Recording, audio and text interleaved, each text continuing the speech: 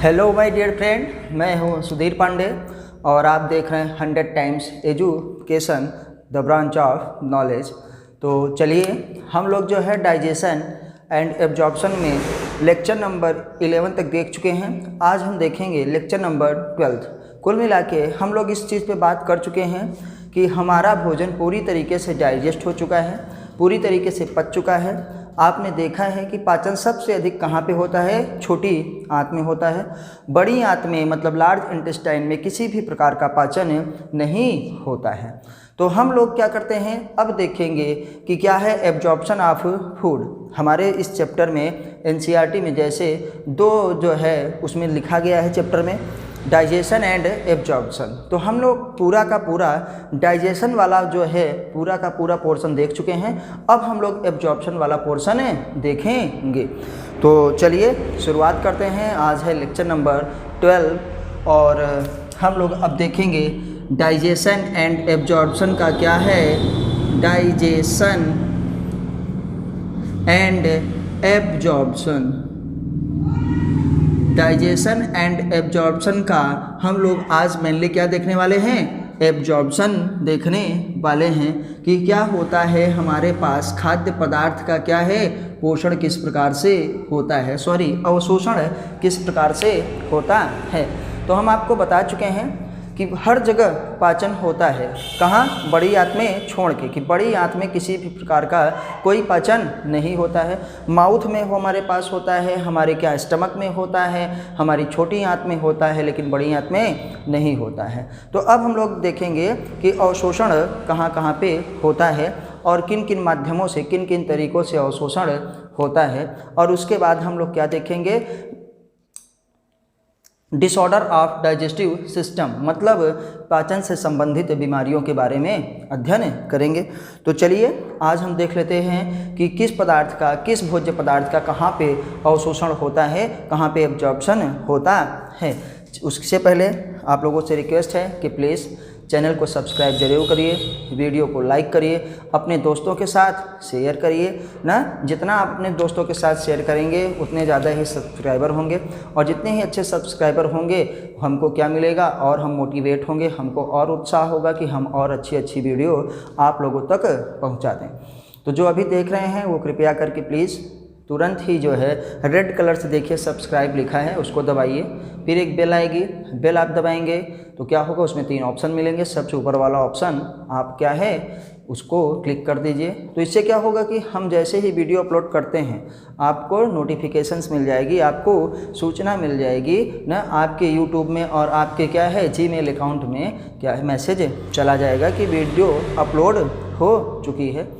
चलिए फिर स्टार्ट करते हैं, आपका भी ज़्यादा टाइम ना लगे, मेरा भी ज़्यादा टाइम ना लगे। चलिए अब हम स्टार्ट करते हैं एब्जॉर्प्शन, अवशोषण। चलिए तो आइए पहले ये तो देख लेते हैं कि किन किन चीज़ों का एब्जॉर्प्शन करना है। तो हम देखिए सबसे पहले बोले थे कि हमको कार्बोहाइड्रेट लिए थे, हम कार्बोहाइड्रेट। ये कार्बोहाइड्रेट्स क्या था, पूरी तरीके से पच के किसमें? ग्लूकोज में बदल गया है। किसमें? ग्लूकोज में। ये क्या है? मोनोसैकेराइड है ना। चलिए उसके बाद हम लोग कह रहे हैं कि हम लोग क्या लिए थे? प्रोटीन। क्या खाए हैं? खूब ले रहे हैं प्रोटीन। प्रोटीन पूरी तरीके से पचने के बाद बनता क्या है? किसमें? अमीनो एसिड्स में। याद रखिएगा इंड प्रोडक्ट हमारा है डाइजेशन का ये सब क्या है? प्रोटीन किसमें? अमीनो एसिड्स में जाके ये क्या करता है? पचता है। चलिए पहले ये देखें पचे हैं, फिर इन्हीं चीज़ों का अवशोषण होने वाला है। उसके बाद हम आते हैं फैट ना, एंड क्या है? लिपिड्स। हमारे पास जो थे फैट एंड क्या है? लिपिड्स। ये फैट एंड लिपिड्स पूरी तरीके से अंतिम उत्पाद फैट एंड लिपिड्स का पचने के बाद क्या बनता है? फैटी एसिड एंड क्या है? ग्लिसरॉल। फैटी एसिड्स एंड क्या है? Glycerol. Fatty acid and glycerol में बदल जाता है पूर्ण तरीके से। और इसी के साथ एक अंत में हमारे पास और है क्या? Nucleic acid. तो न्यूक्लिक एसिड के एब्जॉर्प्शन के बारे में कोई विशेष जानकारी नहीं है न्यूक्लिक एसिड्स, और ये भी सीधे सीधे उसी तरीके से क्या होता है हमारे पास? शुगर एंड बेस में बदल जाता है। ये भी शुगर है और क्या है, ये भी शुगर है, शुगर एंड बेस में बदल जाता है। तो इसका भी हम एब्जॉर्प्शन कहते हैं कि इसी के तरीके से हो जाता है। तो हमारे पास ये जो हमारा खाद्य पदार्थ है, ये जो हमारा भोज्य पदार्थ है, हमने कार्बोहाइड्रेट खाया, वो पचने के बाद क्या हुआ, ग्लूकोज में बदल गया। हमने प्रोटीन खाया, वो पचने के बाद पूरी तरीके से जब पच गया तो किस में बदल गया, अमीनो एसिड्स में बदल गया। हमने फैट और लिपिड्स खाया तो पचने के बाद क्या होता है, वो फैटी एसिड एंड ग्लिसरॉल में बदल गया। और ये न्यूक्लिक एसिड था जो कि शुगर और बेस में बदल गया, क्योंकि न्यूक्लिक एसिड पहले न्यूक्लियोटाइड्स में बदलता है और न्यूक्लियोटाइड्स फिर न्यूक्लियोसाइड्स में बदलता है, उसके बाद न्यूक्लियोसाइड्स फिर क्या है, बेस एंड शुगर में बदल जाता है। तो ये इन्हीं चीज़ों का हमको पाचन करना है, पाचन हो गया है। अब ये और ये जो चीज़ें हैं, इन्हीं चीज़ों का हमें क्या करना है, अवशोषण करना है, अवशोषण करना है। अब हम देखेंगे कि अवशोषण क्या होता है, आखिर अवशोषण होता क्या है। तो हम क्या कहेंगे कि पचे हुए क्या है, खाद्य पदार्थ को जो अवशोषण लायक हो गए हैं उनको विलाई और माइक्रोविलाई के द्वारा क्या है, अवशोषित करना ही अवशोषण कहलाता है। ये तो हमारे बातों के अर्थ में आ गया। लेकिन अब अवशोषण का मेन रूप क्या है, अवशोषण का मेन रूप ये है कि ये हमारे पास जो डाइजेस्ट फूड हैं, इनका जो है ब्लड और क्या है, प्लाज्मा में मिलना, ब्लड और क्या है, लिम्फ में मिलना, लसिका में मिलना ही क्या कहता है, अवशोषण कहलाता है। हमारी ये आंत है, आंत में हमारे पास क्या है, हम बोले थे 4 लेयर्स हैं। सेरोसा सबसे बाहर, मैस्कुलरिस, उसके अंदर सब म्यूकोसा और म्यूकोसा। अंदर जो म्यूकोसा है जो इसका लुमेन बना रही इस छेद का, इस क्या है, पाइप का ना, तो उसमें क्या होते हैं हमारे पास, विलाई और माइक्रोविलाई। म्यूकोसा के में ही पाए जाते हैं विलाई और माइक्रोविलाई, और कुछ लैक्टियल्स भी पाए जाते हैं जो कि क्या होती हैं, लिम्फ की नलिकाएँ, लिम्फ वाहिकाएँ। तो जब हमारा पचा हुआ खाद्य पदार्थ, इसीलिए हम इसको लिखें कि देखिए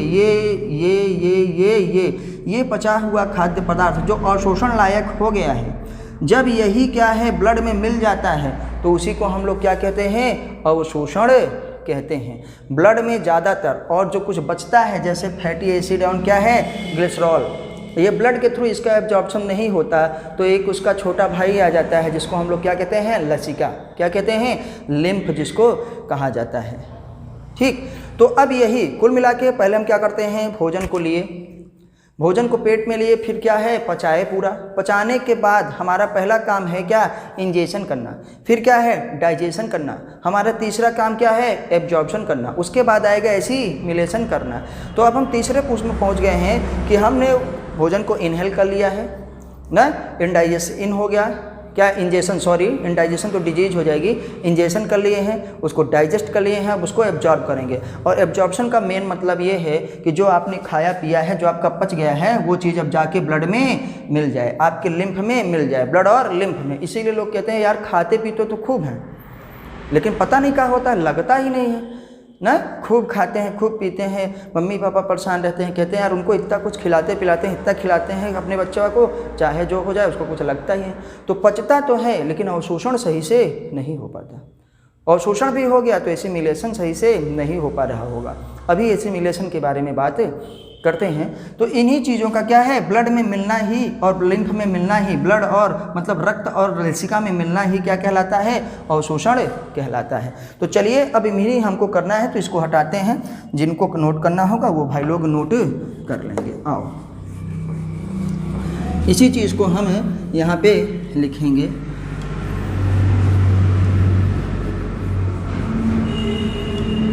चलिए, इससे पहले हम जान रहे हैं कि इन्हीं चीज़ों का करना है, लेकिन इससे पहले हम क्या देखेंगे कि एब्जॉर्प्शन, अवशोषण होता कहाँ कहाँ पे है। तो चलिए हम क्या देखते हैं, place for absorption, place for absorption, absorption. हम ये देखते हैं प्लेस फॉर एब्जॉर्प्शन मतलब क्या है, अवशोषण के लिए स्थान, अवशोषण के लिए स्थान, अवशोषण कहाँ कहाँ पे होता है। तो पहले ही हम लोग देखते हैं क्या, माउथ में। कहाँ पे, माउथ में। माउथ का मतलब है क्या है, मुख गुहा में। मुख गुहा में ही पहला होता है एब्जॉर्प्शन। किस किस चीज़ों का होता है, हमारे पास क्या है, कुछ औषधियों का, अभी बताते हैं कौन कौन सी औषधियाँ हैं। कुछ औषधियों का अवशोषण होता है, कुछ औषधियों का अवशोषण, और क्या है, कुछ क्या है, मादक पदार्थ भी हैं जो आपकी एनसीईआरटी में तो नहीं बताया गया है, लेकिन हम अभी आपको बताते हैं तो आपको पता चल जाएगा। मादक क्या है, पदार्थ हैं। मादक पदार्थ मतलब क्या है, नशीली चीज़ें हैं। क्या है, कुछ नशीली चीज़ें हैं, जैसे चलिए आइए हम क्या करते हैं, आपने देखा होगा कि जैसे क्या होता है, किसी को बीपी ज़्यादा बढ़ा रहता है ना, तुरंत सडन जो है बीपी बढ़ जाता है, ठीक है। किसी को हार्ट अटैक हुआ है न, तो क्या होती हैं, कुछ दवाइयाँ यहाँ मुंह के क्या है, जीभ के नीचे, मुंह के ऊपर जो है रखने से उसके म्यूकोसा के द्वारा सीधे एब्जॉर्ब हो जाती हैं। तो कुछ ऐसी दवाइयाँ हैं ना, जैसे बीपी के लिए होता है, हार्ट अटैक के लिए होता है, तमाम चीज़ों के लिए, तो वो दवाइयाँ मुंह में रखने पर ही क्या होती हैं, सीधे सीधे एब्जॉर्ब हो जाती हैं। ठीक, आपने बहुत सारी चीज़ें देखा है, जैसे सुरती, जो हम आपको बताए हैं मादक पदार्थ, हमारे पास जिसको हम खैनी सुरती कहते हैं। टोबैको क्या है, नशीला पदार्थ, मादक पदार्थ, जैसे क्या है, टोबैको, TOBACCO, सॉरी, क्या है, टोबैको होगा। ये टोबैको क्या है, तंबाकू, हमारे पास क्या है, तंबाकू। देखिए लोग, कोई उसको लीलता नहीं है, कोई उसको लीलता नहीं है, ठीक है, लेकिन टोबैको क्या है, यहीं पे रखने पर ही क्या सीधे सीधे एब्जॉर्ब हो जाती है, और उनको तुरंत मज़ा आ जाता है कि बड़ा अच्छा फील होता है, बड़ा अच्छा लगता है। तो कुछ ऐसी चीज़ें हैं जिसका एब्जॉर्प्शन यहीं पे हो जाता है। अब उसके बाद हमारे पास क्या आता है, और ना अब फेरिंग्स में होगा एब्जॉर्प्शन, ना ओइसोफेगस में होगा एब्जॉर्प्शन, अब सीधे कहाँ होगा, स्टमक में होगा। आइए देखते हैं, तो स्टमक देखते हैं कि स्टमक में क्या होता है, एब्जॉर्प्शन कहाँ होता है ना, एब्जॉर्प्शन में होता है कहाँ, स्टमक में। किन किन चीज़ों का होता है, आपको पता है कि हमारे पास क्या है, पानी का ना, पानी का एब्जॉर्प्शन होता है यहाँ पे। कुछ ऐसे औषधियाँ भी हैं, कुछ है औषधि मतलब क्या है, मेडिसिन्स भी हैं ना, औषधियाँ भी यहीं पे एब्जॉर्ब हो जाती हैं ना। हमारे क्या हैं, कुछ खनिज भी यहीं पे एब्जॉर्ब हो जाते हैं, ठीक, कुछ खनिज भी यहीं पे एब्जॉर्ब होते हैं। और सबसे इम्पोर्टेंट क्या है, पानी ना। और एक चीज़ और होती है जिसको हम लोग क्या कहते हैं, बियर, बियर, और मेनली क्या, बियर में हमारे पास क्या होता है, एल्कोहल, क्या है, एल्कोहल। इन चीज़ों का पाचन यहीं पर होता है, क्योंकि क्या होता है, अवशोषण, सॉरी, क्योंकि बियर क्या है, वो पची पचाई होती है।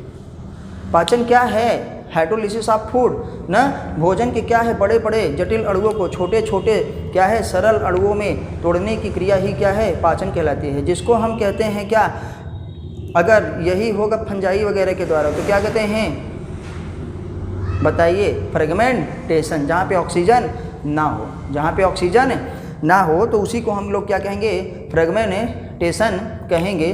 तो ये हमारे पास है, जैसे पानी हो गया, कुछ औषधियाँ हमारे पास हैं, कुछ औषधियों के बाद क्या है, कुछ खनिज भी हैं ना, हमारे पास मिनरल्स वगैरह जो हैं यहीं से भी एब्जॉर्ब हो जाते हैं, जैसे क्या Cl- वगैरह। चलिए, तो क्या करते हैं हमारे पास, और बियर, बियर मीन्स क्या है, एल्कोहल, ये कि पची पचाया है।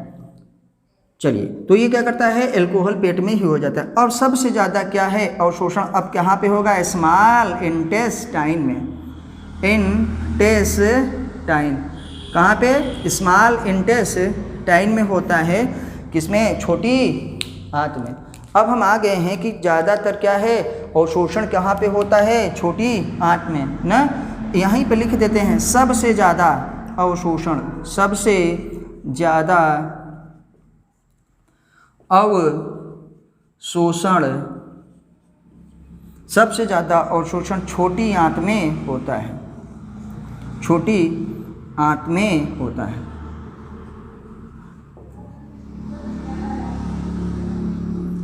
किसका किसका होगा, यहाँ पे सारी चीज़ों का हो जाता है। यहाँ पे ग्लूकोज का होगा, अमीनो एसिड्स का होगा ना, अमीनो एसिड्स का होगा, और यहाँ पे क्या है, फैट एंड ग्लिसरॉल का होगा, फैट एंड ग्लिसरॉल का होगा, और यहाँ पे क्या होता है, सोडियम आयन का होगा, क्लोराइड आयन का होगा ना, और यहाँ पे क्या होता है, मेडिसिन्स का भी होता है। मेडिसिन्स मतलब क्या है, औषधियों का भी क्या है, अवशोषण होता है। तो हमारे पास मेनली क्या है, 3 जगह क्या होता है, अवशोषण होता है। अभी है क्या, लार्ज इंटेस्टाइन, उसमें भी अवशोषण होता है। लार्ज इंटेस्टाइन में भले ही क्या हो, डाइजेशन का कोई भी काम ना हो रहा हो, लेकिन लार्ज इंटेस्टाइन में, बड़ी आंत में पाचन का बहुत ही अवशोषण का बहुत ही महत्वपूर्ण क्या है, कार्य होता है। वो पानी को क्या है, एब्जॉर्ब करता है ना, साल्ट को क्या है, एब्जॉर्ब करता है, और मेडिसिन्स को भी एब्जॉर्ब करता है। जब हमारे पास लूज मोशन होता है तो क्या है, इसका मतलब है बड़ी आंत पानी को क्या सीधे से एब्जॉर्ब नहीं कर पा रही है। जब हमारे पास कॉन्स्टिपेशन होता है तो मतलब क्या है, बड़ी आंत ज़्यादा ही पानी को एब्जॉर्ब कर ले रही है। तो मैग्नीशियम का साल्ट देते हैं ना, ताकि क्या हो, पानी वहाँ पे आंत में खुले और क्या है, लैट्रिन हमारी क्या हो, लूज हो ना, सेमी सॉलिड हो, और वो क्या बाहर आसानी से निकल सके। तो इसका मतलब है आपसे पूछा जाएगा which part of alimentary canal ना क्या करता है, एब्जॉर्ब द फूड बट क्या है, नॉट डाइजेस्ट द फूड। तो हम बताएंगे क्या, लार्ज इंटेस्टाइन मतलब बड़ी आंत। तो चलिए जिनको ये नोट करना होगा वो नोट कर लेंगे। सबसे ज़्यादा एब्जॉर्प्शन कहाँ पे होता है, सबसे ज़्यादा पाचन और सबसे ज़्यादा एब्जॉर्प्शन यहीं पे होता है। छोटी आंत के बाद कहीं भी पाचन नहीं होता, डाइजेशन कहीं भी नहीं होता है ना, छोटी आंत के बाद ऊपर होता है, लेकिन बड़ी आंत में किसी भी प्रकार का कोई भी पाचन नहीं होता है। चलिए अब हम इसको मिटा के लिखते हैं क्या, लार्ज इंटेस्टाइन, ये हमारे पास क्या है, चौथा। चलिए, माउथ हमारा फर्स्ट था, स्टमक हमारा क्या सेकंड था, स्मॉल इंटेस्टाइन हमारा थर्ड था, और फोर्थ में हमारे पास क्या आता है, large intestine. Large intestine, large intestine का मतलब ये है कि ये जो है बड़ी आंत, बड़ी आंत में हमारे पास क्या होता है, बड़ी आंत में हमारे पास किसका एब्जॉर्प्शन होता है, आइए देखते हैं, पानी का भी होता है। ठीक, हमारे पास खनिज मतलब मिनरल्स जो हैं, खनिज है हमारे पास ना, और हमारे पास क्या है, साल्ट्स का भी होता है ना, और हमारे पास क्या होता है, मेडिसिन्स का भी। मेडिसिन्स का आपको लूज मोशन के लिए, कॉन्स्टिपेशन के लिए, इन सब चीज़ों की जो दवाइयाँ दी जाती हैं ना किसी भी इन्फेक्शन को, तो वो क्या है, औषधियों का भी एब्जॉर्प्शन होता है। कहाँ पे, बड़ी आंत में।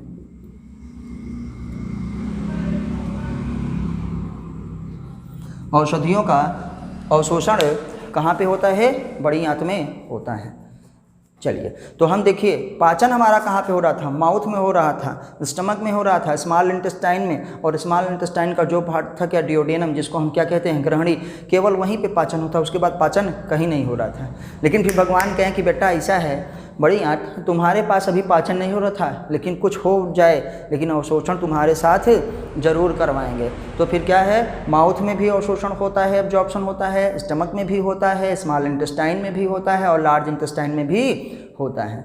और सबसे क्या है, सबसे ज़्यादा मोस्ट इंपॉर्टेंट पार्ट क्या है, स्मॉल इंटेस्टाइन। क्यों, क्योंकि सबसे ज़्यादा पाचन और सबसे ज़्यादा अवशोषण कहाँ पे, यहीं पे होता है।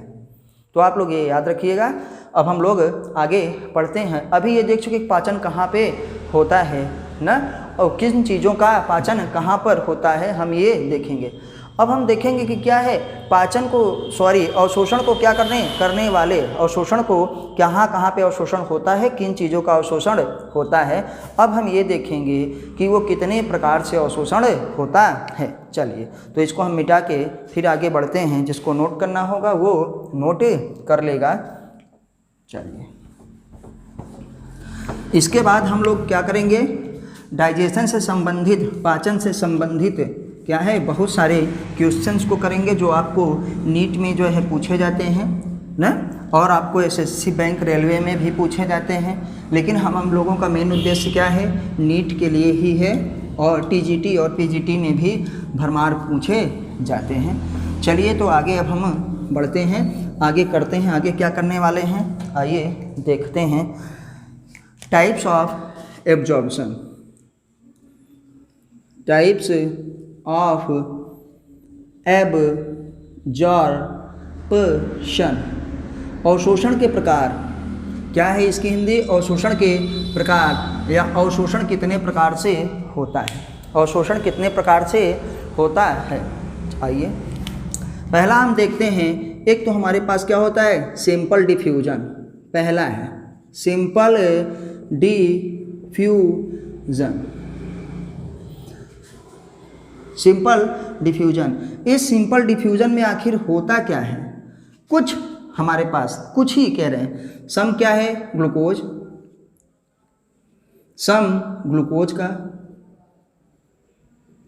कुछ अमीनो एसिड का, सम ग्लूकोज अमीनो एसिड्स ना, एंड किसका कुछ बहुत ही कम, जैसे हमारे पास क्या है कुल मिला के अगर हम कहें तो हल्का फुल्का क्लोराइड आयन का, क्या है क्लोराइड आयन का, ग्लूकोज का, अमीनो एसिड्स का और कुछ क्या है क्लोराइड आयन का एब्जॉर्प्शन होता है इसमें। अब हम जो है इसमें ये देखने वाले हैं कि भैया इसका नाम सिंपल डिफ्यूजन है, तो ये कैसे होता है। सिंपल डिफ्यूजन मतलब क्या है, किस आधार पे होता है ये, कंसंट्रेशन ग्रेडियंट, कंसंट्रेशन ग्रेडियंट मतलब कंसंट्रेशन ग्रेडियंट के आधार का मतलब है सांद्रता प्रवणता, सांद्रता प्रवणता के आधार पर सांद्रता प्रवणता के आधार पर का मतलब ये है कि जिस चीज़ की मात्रा ज़्यादा रहती है ना, जैसे हम लोग फिजिक्स में पढ़ते हैं इलेक्ट्रिसिटी हमारी कैसे आती है, high potential to low potential, हमारा पानी इधर से उधर कैसे जाता है, high pressure to low pressure. तो कंसंट्रेशन ग्रेडियंट का मतलब कि इसकी विलेयता क्या होती है, हमारे आंत में क्या है ज़्यादा होती है जब कुछ ग्लूकोज की, अमीनो एसिड्स की और क्या है क्लोराइड आयन की, तो क्या होता है सीधे सीधे क्या है सिंपल डिफ्यूजन के माध्यम से सीधे वो ब्लड और क्या है लिम्फ में क्या है रस जाता है ना, उसको हम लोग कहते हैं सिंपल डिफ्यूजन। कंसंट्रेशन ग्रेडियंट के आधार पर, सांद्रता प्रवणता के आधार पर, जिधर सांद्रता ज़्यादा है high concentration to low concentration वो क्या है मूव कर जाता है। चलिए तो ये आपको हो गया, इसमें क्या होता है हम इसी में देख रहे हैं, इसका एक पॉइंट ये हो गया। इसका दूसरा पॉइंट हमारे पास क्या है, नो रिक्वायर्ड ऑफ एनर्जी, क्या है नो रिक्वायर्ड ऑफ एनर्जी, किसी भी तरीके से एनर्जी की कोई भी आवश्यकता नहीं होती है, किसी भी तरीके से एनर्जी की कोई भी आवश्यकता नहीं होती है, ये बिना एनर्जी के ये काम हो जाता है। ठीक, आइए अब हम लोग आगे बढ़ते हैं। हमारे पास सिंपल डिफ्यूजन के बाद क्या है, एक है फैसिलिटेड डिफ्यूजन। फैसिलिटेड क्या है एब्जॉर्प्शन, इसको कहते हैं simple diffusion absorption, simple absorption जिसको हम लोग कहते हैं। चलिए इसको मिटाते हैं, जिसको नोट करना होगा वो नोट कर लेगा। आइए दूसरा हमारे पास क्या है, दूसरा हमारे पास है फैसिलिटेड। फैसिलिटेड का मतलब ये है कि हम आपको फैसिलिटी दे रहे हैं, आपको सुविधा दे रहे हैं, मतलब इसमें भी एनर्जी की ज़रूरत नहीं होती है, इसमें भी एनर्जी की ज़रूरत नहीं होती है लेकिन आपको सुविधा दी जाती है। इसमें बीच में क्या किसी हेल्पर की ज़रूरत पड़ती है, और जिस हेल्पर की ज़रूरत पड़ती है उस हेल्पर का नाम है क्या, कैरियर प्रोटीन। तो आइए हम देखते हैं दूसरा हमारा कैसे होगा एब्जॉर्प्शन, फैसिलिटेड होता है, फैसिलिटेड एब्जॉर्प्शन। एक सिंपल एब्जॉर्प्शन था, उसी सिंपल एब्जॉर्प्शन को क्या कहते थे, सिंपल डिफ्यूजन। ये फैसिलिटेड क्या है एब्जॉर्प्शन, इसको कहते हैं सुसाध्य, सुसाध्य अवशोषण। हिंदी वाले भैया जरूर देखेंगे क्योंकि वो कहते हैं थोड़ा हिंदी में उनको बहुत ज़रूरी है। क्या है सुसाध्य अवशोषण, इसमें क्या होता है, इसमें भी हम क्या कहेंगे, no required of energy, no required of energy, इसमें भी एनर्जी की कोई आवश्यकता नहीं पड़ती है। इसमें आगे नेक्स्ट देखते हैं कि इसमें एब्जॉर्प्शन जब होता है तो किसके थ्रू होता है, जैसे यहाँ पे क्या है कुछ ग्लूकोज का, सम ग्लूकोज का ही है ना, कुछ अमीनो एसिड्स का भी, कुछ अमीनो एसिड्स का भी, और हमारे पास क्या है सोडियम आयन। वहाँ पे जो क्लोराइड आयन था वो क्या था हमारे पास सिंपल एब्जॉर्प्शन, सीधे सीधे एब्जॉर्ब हो जाता था बिना किसी एनर्जी के, लेकिन इसमें क्या है सोडियम आयन है, तो ये किसके द्वारा होता है, फैसिलिटेड क्या सुसाध्य और शोषण के द्वारा होता है। ग्लूकोज अमीनो एसिड्स एंड क्या sodium ions are absorbed with the help of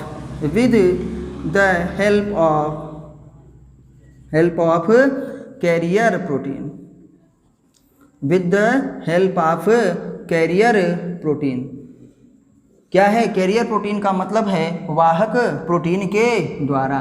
इसमें कुछ क्या है वाहक प्रोटीन आते हैं जो कि इन लोगों की मदद करते हैं कि भैया आप क्या है एब्जॉर्ब हो जाइए। और कैसे एब्जॉर्ब होंगे हम लोग देखिए बचपन में देखे हैं कि ऐसे जो एक लंबी लंबी वाली मान लीजिए क्या है गोली या नहीं आती है कैप्सूल आता है ना, तो इधर कोई चीज़ चिपक जाए, इधर ग्लूकोज अमीनो एसिड्स क्या है सब चिपक जाए और ये क्या है पलट के इधर आ जाए, तो ये सीधे इधर से इधर टर्न हो गई। मतलब इधर हमारे पास क्या है आंत है और यहाँ से ये क्या करे एब्जॉर्ब हो और सीधे उधर पलट दे, मतलब ब्लड की तरफ चला जाए।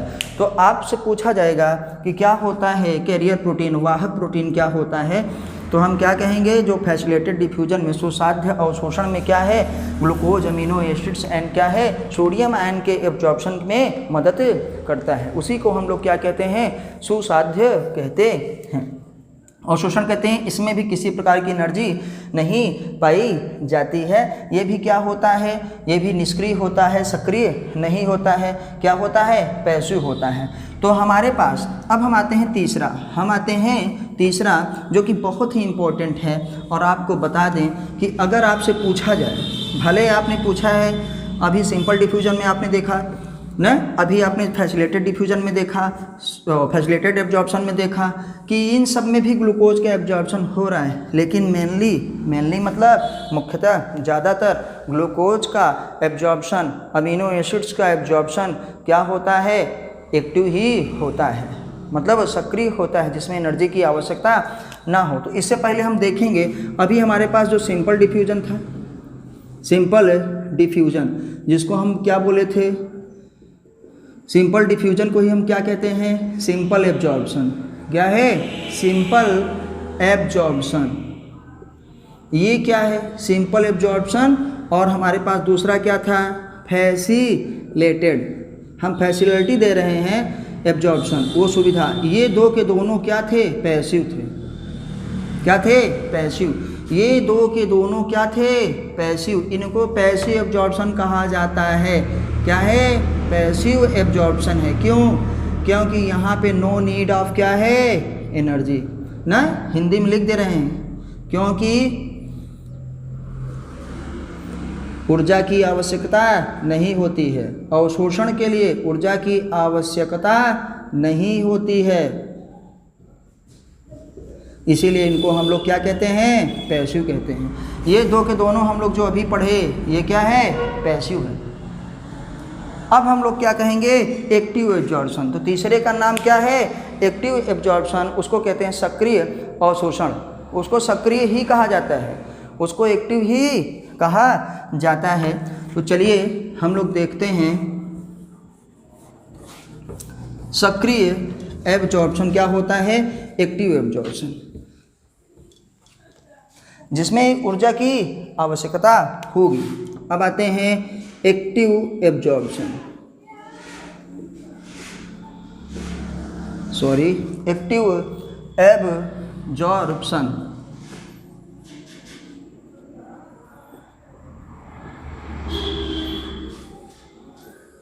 जिसको हिंदी में क्या कहते हैं सक्रिय अवशोषण, क्या कहेंगे उसको सक्रिय अवशोषण कहते हैं। सक्रिय अवशोषण में क्या होता है सबसे ज़्यादा ग्लूकोज का एब्जॉर्प्शन होता है ना, अमीनो एसिड्स का एब्जॉर्प्शन होगा, अमीनो एसिड्स का एब्जॉर्प्शन होगा ना, और हमारे पास क्या है सोडियम आयन का होगा, और जितनी भी तमाम चीज़ें हैं ना एटसेट्रा, उन सब का एब्जॉर्प्शन क्या होता है एक्टिव ही होता है। एक्टिव इसमें क्या है क्यों, क्योंकि इसमें क्या है एनर्जी रिक्वायर्ड, इसमें एनर्जी की ज़रूरत पड़ती है, एनर्जी रिक्वायर्ड, इसमें एनर्जी की क्या है ज़रूरत पड़ती है, इसीलिए इसको एक्टिव एब्जॉर्प्शन कहते हैं। तो हम लोग देख चुके कि किस चीज़ का एब्जॉर्प्शन कहाँ पे होता है वो देख चुके हैं, और किसका एब्जॉर्प्शन किस तरीके से होता है ये भी हम लोग देख चुके हैं। लेकिन अब हमारे पास एक चीज़ और बचता है, हम लोग देखेंगे जो हमारे पास फैटी एसिड एंड ग्लिसरॉल था उसका एब्जॉर्प्शन कैसे होता है। फैटी एसिड्स एंड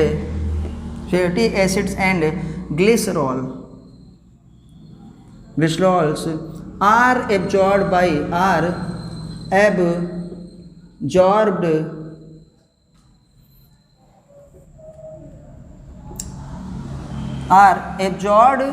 बाय क्या है, lymph. Absorb by lymph. Lymph मतलब क्या है, लसिका के द्वारा, लसिका के द्वारा। चलिए ऐसा है भैया कि जो हमारे पास फैटी और एसिड एंड ग्लिसरॉल है ये क्या होता है, आइए देखते हैं। अब जिसको ये नोट करना होगा ये नोट कर लेगा। तो हम क्या कहेंगे कि ग्लूकोज एंड अमीनो एसिड और सोडियम का, तो यहाँ पे हमारा जो ग्लूकोज है, ग्लूकोज का एब्जॉर्प्शन मेनली कैसे होता है, एक्टिव एब्जॉर्प्शन। भैया जो आपके लिए ज़रूरी चीज़ है उसके लिए आपको एनर्जी खर्च करनी पड़ेगी। एनर्जी हमारा क्या है, हमारी बॉडी के लिए, हमारे ब्लड के लिए, हमारे ब्रेन के लिए सबसे क्या है, अच्छा फूड क्या है, ग्लूकोज। और ग्लूकोज को हम एब्जॉर्ब करने के लिए, ग्लूकोज को हम लेने के लिए, ग्लूकोज को हम खींचने के लिए क्या करते हैं, एनर्जी को खर्च करते हैं। अगर ये तो तीनों में है, आपको सिंपल डिफ्यूजन में भी है, आपको फैसिलिटेड में भी है, आपको एक्टिव में भी है। लेकिन अगर पर्सनली आपसे पूछा जाए, आपको सवाल में पूछा जाए और उसमें एक्टिव एब्जॉर्प्शन है तो एक्टिव ही लगाइएगा। क्यों? क्योंकि ग्लूकोज हमारा क्या फ्लेवर्ड फूड होता है फॉर क्या है, बॉडी, फॉर क्या है, ब्रेन। तो उसका अवशोषण जो है किसी न किसी तरीके से ज़रूर वो करेगा, चाहे जितना पैसा खर्च करना पड़े, चाहे जितनी एनर्जी खर्च करनी पड़े। आपके लिए जो इम्पोर्टेंट है, आपके लिए क्या है जो ज़रूरी है, उसके लिए आप एनर्जी खर्च करेंगे ना, तो क्या है, ये भी एक्टिव होता है। क्या है, एक्टिव एब्जॉर्प्शन। ग्लूकोज क्या है, एक्टिव रिक्वायर्ड होता है, मतलब इसकी रिक्वायर्ड, इसकी आवश्यकता बहुत होती है, इसलिए कैसा एब्जॉर्ब होता है, एक्टिव एब्जॉर्प्शन होता है।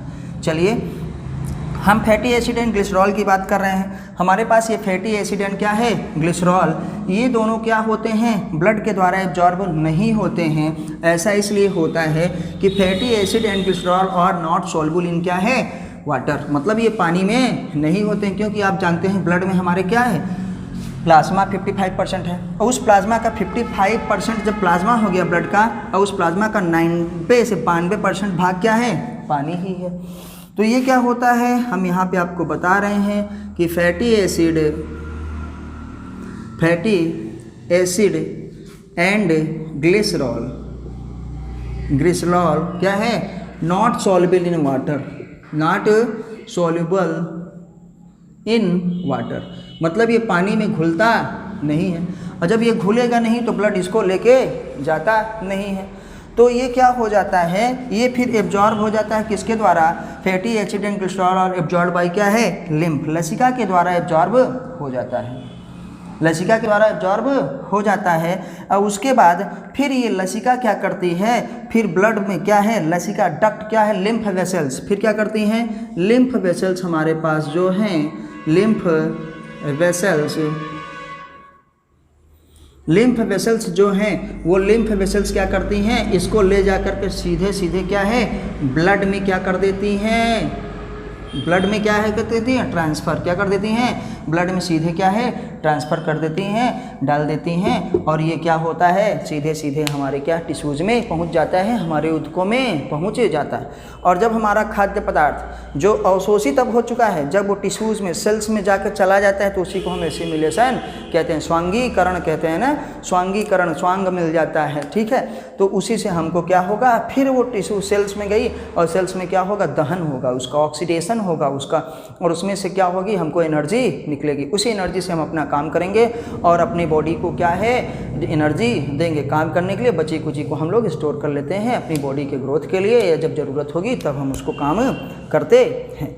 तो हम लोग यहाँ पे देख चुके हैं। आइए अब हम थोड़ा सा क्या करते हैं, ये यहाँ से फिर फैटी एसिड क्या है, लिम्फ वेसल्स क्या है, लसिका नलिकाएँ क्या है, ब्लड में डाल देती हैं उसको। आइए अब हम थोड़ा सा इसका सारांश देख लेते हैं, बस 2 मिनट की और बात है, पेशेंस बना के रखिए। आइए हटाते हैं। और प्लीज़ आप लोगों से रिक्वेस्ट है कि वीडियो को ज़रूर से ज़रूर क्या है, लाइक करिए। वीडियो को जो है शेयर करिए, अपने दोस्तों से जो है चैनल को सब्सक्राइब करवाइए, और जो अभी अभी पहली बार देख रहे हो वो प्लीज़ क्या है वीडियो को जो है लाइक करें, शेयर करें और ख़ुद ही सब्सक्राइब करें। सब्सक्राइब करने में आपका कोई भी पैसा नहीं लगता है, किसी भी प्रकार का कोई भी आपको शुल्क नहीं देना होता है। चलिए तो हम आगे बढ़ते हैं, इन सब का सारांश देखते हैं थोड़ा सा कि हमारे पास अवशोषण कहाँ कहाँ पे होता है, बात कर चुके हैं। आइए, हमारे पास अवशोषण मुख में होता है। मुख में किसका होता है? मेडिसिन्स का, दवाइयों का अवशोषण होता है ना। अब हम लोग आते हैं कुछ नशीले पदार्थ जैसे सुर्ती वगैरह का भी एब्जॉर्प्शन होता है। हम आते हैं स्टमक में। स्टमक में हमारे बियर का मतलब एल्कोहल का होता है, पानी का होता है ना। कुछ क्या है इलेक्ट्रोलाइट्स हैं, विद्युत अपघट्य हैं, उनका अवशोषण होता है। जैसे इलेक्ट्रॉल वगैरह पीते हैं तो सीधे का सीधे क्या है पच जाता है, सीधे अवशोषित हो जाता है। फिर बड़ी छोटी आंत में होता है। छोटी आंत में हर चीज़ का अवशोषण होता है, छोटी आंत में हर चीज़ का अवशोषण होता है। और बड़ी आंत में क्या है हमारे पास? मेनली दवा का, हमारे पास पानी का और क्या है साल्ट्स का भी अवशोषण होता है। तो हम लोग ये चीज़ें देख चुके हैं। ग्लूकोज का कैसे होगा? ग्लूकोज का एक्टिव एब्जॉर्प्शन होगा, अमीनो एसिड्स का भी एक्टिव एब्जॉर्प्शन और सोडियम का भी एक्टिव एब्जॉर्प्शन। कुछ जो है ग्लूकोज, कुछ अमीनो एसिड्स और कुछ क्लोराइड आयंस का क्या होता है? सिंपल डिफ्यूजन के द्वारा होता है। और फैसिलेटेड क्या होता है? जिसमें सुसाध्य होता है, उसमें एक हेल्पर आता है, उस हेल्पर का नाम क्या? कैरियर है प्रोटीन। मतलब उस प्रोटीन की मदद से भी जो है कुछ ग्लूकोज अमीनो एसिड्स का अवशोषण होता है ना। अवशोषण का मतलब क्या हुआ? अवशोषण का मतलब हुआ जब हमारा पचाया भोजन वो जाके ब्लड में मिल जाए, लिम्फ में, लसिका में मिल जाए, तो उसी को हम लोग अवशोषण कहते हैं। अब हम लोग नेक्स्ट लेक्चर में क्या पढ़ेंगे? हम लोग नेक्स्ट लेक्चर में पढ़ेंगे क्या? डिसऑर्डर ऑफ क्या? डाइजेस्टिव सिस्टम, मतलब पाचन से संबंधित बीमारियां ना। तो एनसीईआरटी में पहले जैसे हम लोग रमेश गुप्ता में पढ़ते थे मरस्मस और क्वारसियोकर था, लेकिन एनसीईआरटी में अब आया है 2 साल पहले से, तो हम लोग इसको बहुत ही अच्छे से पढ़ेंगे। हमारे पास डिसऑर्डर से संबंधित जो बीमारियाँ हैं उसके बारे में पढ़ेंगे। तो चलिए, आशा करते हैं कि आप लोगों को बहुत ही अच्छा लगा होगा, और आपसे अनुरोध भी है, रिक्वेस्ट भी है कि प्लीज़ चैनल को जो है सब्सक्राइब जरूर करिए। इसके बाद हम क्या करेंगे, पूरी तरीके से एक बार हिंदी की बुक से अपने हिंदी विद्यार्थियों के लिए जो हिंदी मीडियम से पढ़ते हैं एनसीईआरटी की लाइन टू लाइन उनको पढ़ाएंगे, क्योंकि उनको लगता है, उनको बताया जाता है या वो खुद ऐसा सोचते हैं कि जो है एनसीईआरटी की लाइन जो है बहुत टफ है, हिंदी में भी क्या लिखा है ये चीज़ समझ में ही नहीं आती है। तो हम क्या है किताब लेके आपके साथ पढ़ेंगे और आप भी साथ में किताब लेके पढ़िएगा। और आपसे रिक्वेस्ट है कि प्लीज़ एनसीईआरटी को ज़रूर पढ़िए। तो हमारा क्या है अवशोषण हो चुका है। चलिए हम लोग जो है फिर मिलेंगे अगली वीडियो में, तब तक नमस्ते, जय हिंद, जय भारत, पढ़ाई करते रहिए।